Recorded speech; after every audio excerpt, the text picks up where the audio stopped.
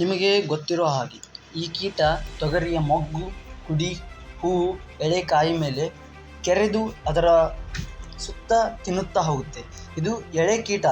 ಇದೇನು ಕಾಯಿ ಕೊರಕ ಕೀಟ ಇರುತ್ತಲ್ಲ, ಹೆಲಿಕೋವರ್ಪ ಆರ್ಮಿಜರ ಅಂತ ಇದನ್ನು ಸೈಂಟಿಫಿಕ್ ವೇಯಿಂದ ಕರೀತಾರೆ, ವೈಜ್ಞಾನಿಕ ರೀತಿಯಿಂದ ಕರೆಯುತ್ತಾರೆ. ಹಾಗೆ ಇದರಿಂದಾಗಿ ಕಾಯಿ ಕಟ್ಟುವುದು ಕಡಿಮೆ ಆಗುತ್ತೆ, ಹೂವು ಬಿಡುವುದು ಕಡಿಮೆ ಆಗೋದರಿಂದ ಕಾಯಿ ಕಟ್ಟುವುದು ಕಡಿಮೆ ಆಗುತ್ತದೆ. ಇದೇ ಕಾಲದಿಂದಾಗಿ ಬಲಿತ ಹುಳಗಳು ಅರ್ಧ ಭಾಗದಷ್ಟು ಒಳಗೆ ಹೋಗಿ ಅದನ್ನು ಕೊರೆಯುವುದರಿಂದ ಅವುಗಳು ಅರ್ಧ ಭಾಗವನ್ನು ಕಾಯಿಯೊಳಗೆ ತೋರಿಸಿ ಕಾಯಿ ತಿನ್ನುವುದು ಸಾಮಾನ್ಯವಾಗಿ ಇರ್ತದೆ. ನಾವು ಇದನ್ನು ಅದರಲ್ಲಿ ಕಾಣಬಹುದು. ಈ ಕೀಡೆಯು ತೊಗರಿಯಲ್ಲಿ 50% 70% ಹಾನಿ ಮಾಡುತ್ತೆ. ಇದರ ನಾವು ಉದಾಹರಣೆ ಹಾಗೆ ಹೇಗೆ ತೆಗೆದುಕೊಳ್ಳಬಹುದಂದರೆ, 4 ರಿಂದ 5 ಕ್ವಿಂಟಲ್ ಪರ್ ಎಕರೆ ಇಳುವರಿ ನಮಗೀಗ ಸಿಗ್ತಿದೆ ಅಂತ ತಿಳ್ಕೊಳ್ಳಿ. ಒಂದು ಹೊಲದಿಂದ ಅಂದರೆ 1 ಎಕರೆ ಹೊಲದಿಂದ. ಅದರ ಬದಲಾಗಿ ಈ ಕಾಯಿ ಕೊರಕದ ಬಾಧೆಯಿಂದ 2 ರಿಂದ 3 ಕ್ವಿಂಟಲ್ ಎಕರೆ ಸರಾಸರಿಯಷ್ಟು ಅಷ್ಟೇ ಇಳುವರಿಯನ್ನು ನಾವು ನೋಡ್ಬೋದು.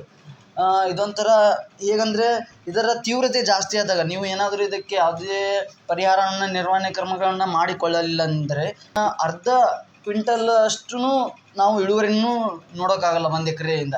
ಇದೇ ತರಹ ನೀವು ಇದಕ್ಕೆ ನಿರ್ವಹಣೆ ಕ್ರಮ, ಇದಕ್ಕೆ ಪರಿಹಾರವನ್ನು ಬೇಕೆಂದರೆ ನೀವು 25% ರಿಂದ 50% ಅಂದರೆ ಇದರರ್ಥ ಹೂವು ಬಿಡುವ ಮೊದಲು ಅಥವಾ ಹೂವು ಬಿಟ್ಟ ಮೇಲೆ, ಅರ್ಧ ಹೂವು ಬಿಟ್ಟ ಮೇಲೆ ಮತ್ತು ಹಾಗೆ ಕಾಯಿ ಬಲಿಯುವ ಹಂತದಲ್ಲಿ, ಅಂದರೆ ಎಳೆಕಾಯಿ ಈಗ ಬಲಿಯೋಕೆ ಹೋಗ್ತಿರ್ತವೆ ಅಂಥ ಸಮಯದಲ್ಲಿ ನೀವು ಕೀಟಕ್ಕೆ ಸಿಂಪರಣೆ ಅಂದರೆ ಕೀಟನಾಶಕಗಳ ಸಿಂಪರಣೆಯನ್ನು ಮಾಡ್ಬೋದು.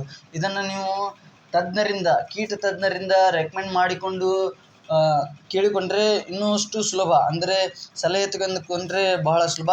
ಈಗ ನಾವು ಹೇಳೋ ಪ್ರಕಾರವಾದರೆ 0.6 ಗ್ರಾಮ್ ಕಾರ್ಬೈಡನ್ನು ನೀವು ಸ್ಪ್ರೇ ಮಾಡ್ಬೋದು, ಅಥವಾ ಪ್ರೊಫೆನೋಫಾಸನ್ನು ಸಿಂಪರಣೆ ಮಾಡ್ಬೋದು, ಅಥವಾ ಮಿಥೋಮಿಲ್ ಅನ್ನೋ ಕೀಟನಾಶಕವನ್ನು ನೀವು ಸಿಂಪರಣೆ ಮಾಡ್ಬೋದು.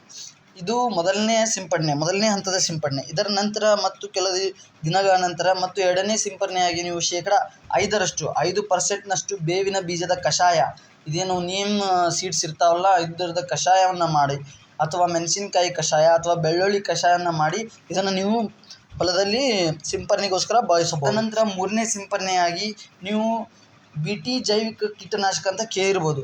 ಇದರ ಥರನೇ ಇವು ನಂಜಾನುಗಳು ಎಲ್ಲಿ ಸಿಗ್ತಾವಂದರೆ, ಯಾವುದೇ ಒಂದು ಅಗ್ರಿಕಲ್ಚರಲ್ ಯೂನಿವರ್ಸಿಟಿಗಳಲ್ಲಿ ಇವೆಲ್ಲ ನಿಮಗೆ ನಂಜಾನುಗಳು ಕೂಡ ಸಿಗ್ಬೋದು. ಇವು ಬೇರೆ ಬೇರೆ ತರಹದ ಕಂಪ್ನಿ ಹೆಸರಲ್ಲಿ, ಟ್ರೇಡ್ ಮಾರ್ಕ್ನಲ್ಲಿ ನೀವು ಈ ನಂಜಾನುಗಳನ್ನು ನೀವು ಯೂಸ್ ಮಾಡ್ಬೋದು. ಇವು ಎಲ್ಲ NPV ಅಂತ ಕರೀತಾರೆ.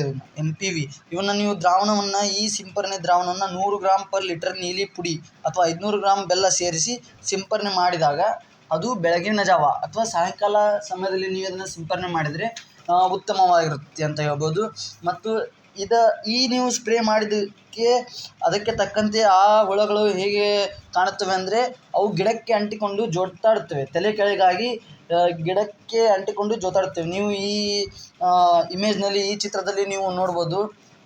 NPV ನಂಜಾನುಗಳು ಸತ್ತು ಸುಮಾರು 300 ಕೀಡೆಗಳಾದರೂ ಅವನ್ನ ಮತ್ತೆ ವಾಪಸ್ ಹರಿದು ಅದನ್ನು ಮತ್ತೆ ರಸವನ್ನು ಇನ್ನೊಮ್ಮೆ ಎಕರೆಗೆ ಸಿಂಪರಣೆ ಮಾಡ್ತಾರೆ.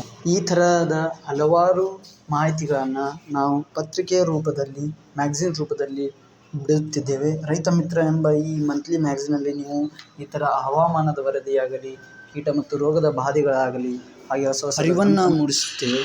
ಸೊ ಅದಕ್ಕಾಗಿ ನೀವು ಲಿಂಕ್ ಡಿಸ್ಕ್ರಿಪ್ಷನಲ್ಲಿ ಕೊಟ್ಟಿದೆ, ಅದನ್ನು ಕ್ಲಿಕ್ ಮಾಡಿ ನೀವು ವೆಬ್ಸೈಟ್ನಲ್ಲಿ ಹೋಗಿ ಅದನ್ನು ಸದುಪಯೋಗಿಸಿಕೊಳ್ಳಿ ಅಂತ ಹೇಳ್ತಾ, ಈ ಮಾಹಿತಿ ನಿಮಗೆ ಇಷ್ಟವಾದರೆ ಸಬ್ಸ್ಕ್ರೈಬ್ ಮಾಡಿ ಮತ್ತು ಶೇರ್ ಮಾಡಿ, ಬೆಲ್ ಐಕಾನ್ ಒತ್ತಿ.